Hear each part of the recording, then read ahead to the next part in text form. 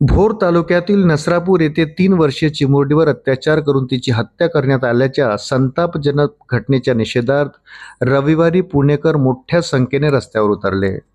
पीडित चिमुरडीचे आईवडील या मूक मोर्चात सहभागी झाले होते. आम्हाला लाडकी बहीण नको, सुरक्षित बहीण हवी, नराधमाला मृत्यूदंडाची शिक्षा द्या, अशी मागणी या मोर्चात करण्यात आली. बालगंधर्व चौक ते स्वातंत्र्यवीर सावरकर स्मारक असा मूक मोर्चा काढण्यात आला. सायंकाळी सुरू झालेल्या या मोर्चामध्ये महिलांसह विविध क्षेत्रातील नागरिक, सामाजिक कार्यकर्ते, तरुण आणि ज्येष्ठ नागरिक मोठ्या संख्येने सहभागी झाले होते.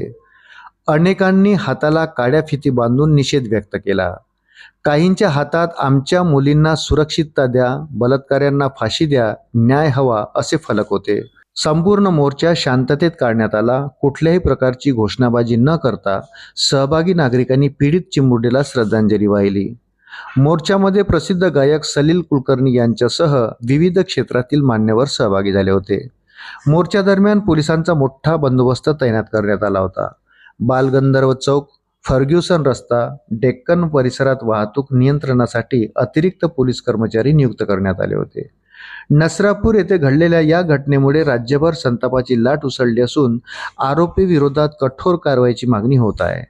पुण्यात काढण्यात आलेल्या या मूक मोर्चातून नागरिकांनी मुलींच्या सुरक्षिततेचा प्रश्न पुन्हा ऐरणीवर आला. आज मी फक्त माझ्या मुलीसाठी बोलत नाही, तर आजपर्यंत अशा अत्याचारांना बळी पडलेल्या प्रत्येक मुलीसाठी इथे आलो आहो. समाजाने आपल्या मुलांना सुरक्षित वातावरण द्यावे, अशा नराधमांना पोसायच्या आधी कठोर शिक्षा द्यायला हवी, असे पीडितेचे वडील म्हणाले.